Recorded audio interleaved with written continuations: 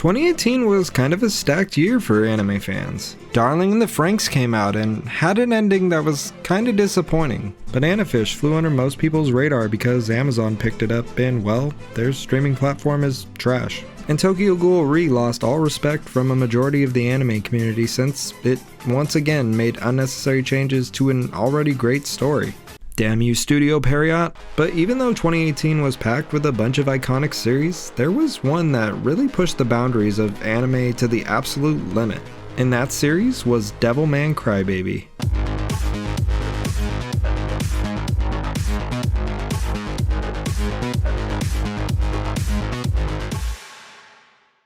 This is Akira. Akira is a gentle and sensitive guy who cries not only for himself, but for others who can't. And because of his nature, he has a strong drive to protect the ones he cares for, especially his stepsister Miki. But not too long into the story, he reunites with his sociopathic childhood friend, Ryo, who breaks the news to Akira about the existence of humanity's biggest threat, devils. Ryo's first course of action is to bring Akira to a super sketchy underground rave, start killing people, and lure the demon Amon out to merge with Akira. Of course demons would be hiding out in a rave of all places. Luckily, Akira survives and uses his newfound abilities to eliminate the devils and save humanity under Ryo's guidance. And seeing Akira become an absolute Chad after his transformation was both cool and kind of cringe at the same time. Try to imagine him in his underwear.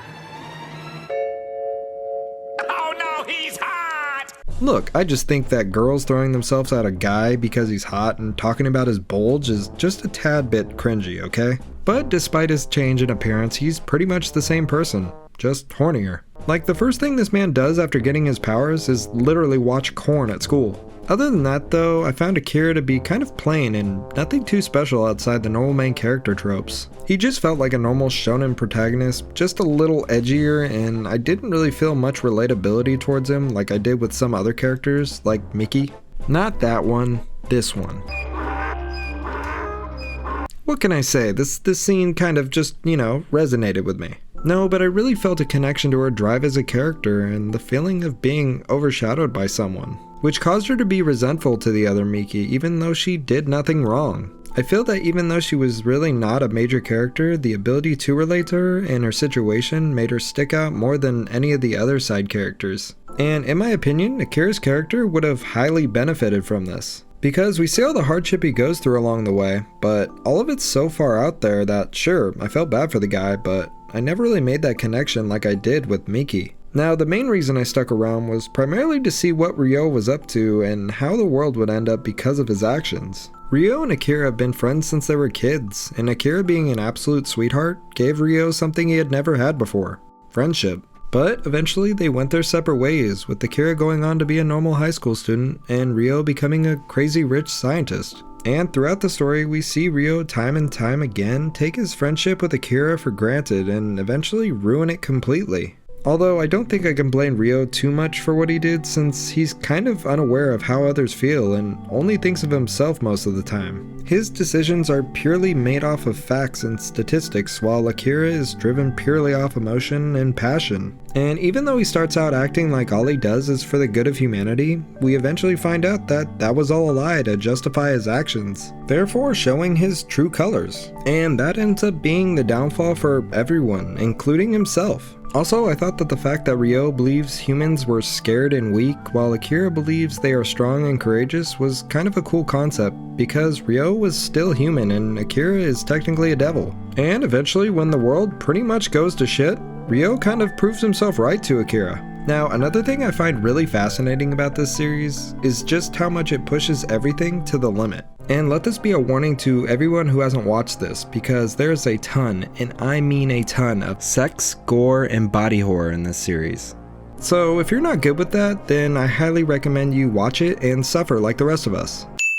No, but in all seriousness, I'm fine with a lot of these themes for the most part, but man, this series really goes out of its way to show us how cruel the world really can be. And there is some powerful stuff, especially in the later episodes. From a father coming to terms that his son has turned into a devil and ate his wife, to Akira himself losing the ones that basically raised him on top of losing the love of his life. And seeing how humans react to the world as it slowly spirals out of control felt very real. because humans can be very cynical creatures, and in world-ending situations where there's little to no hope left, we can be very cruel to one another. And witnessing that in this series felt really powerful. Moving on, I'm going to talk about the ending for a second, so spoiler alert for anyone who hasn't seen this yet. So first off, seeing Akira break down after witnessing Miki's head on a stick was really heartbreaking, since he failed to protect her and essentially broke his promise. On top of that, he dies at the hand of Ryo, who was Satan the whole time. And then to wrap it up, Ryo lost the only person he loved, the person that granted him redemption, all because of his selfish desires. I just thought it was really profound and kind of ironic when you finally realize that you're watching Satan cry alone on a rock because he's lonely.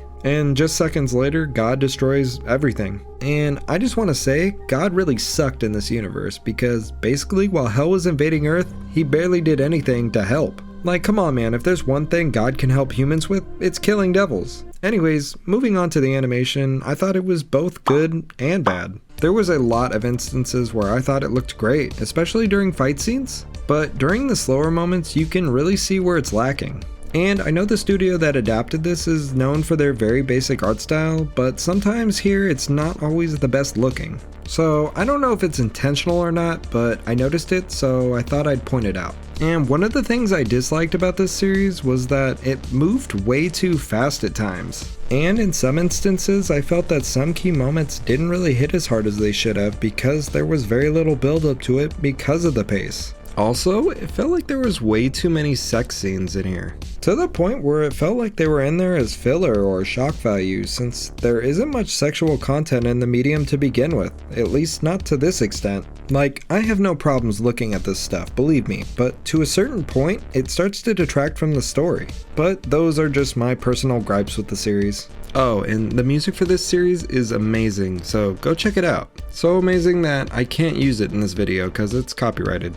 And with that being said, I'm going to give Devilman Crybaby an 8. It's got awesome fight scenes with a ton of gore, an intriguing antagonist that kept me interested throughout the whole series, and a ton of interesting concepts that you don't really see in any sort of media. It may have the problem of moving too fast at times and having a lot of edgy stuff that makes it feel like it's trying too hard, but that never hindered my experience too much while watching the series. And I think the message this series was trying to convey is that humans are capable of being worse than devils, because devils don't turn on their own, but humans do.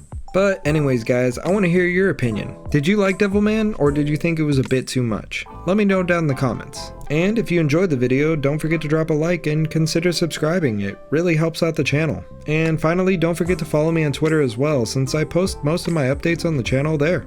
Anyways, that's all from me. Thanks guys, later.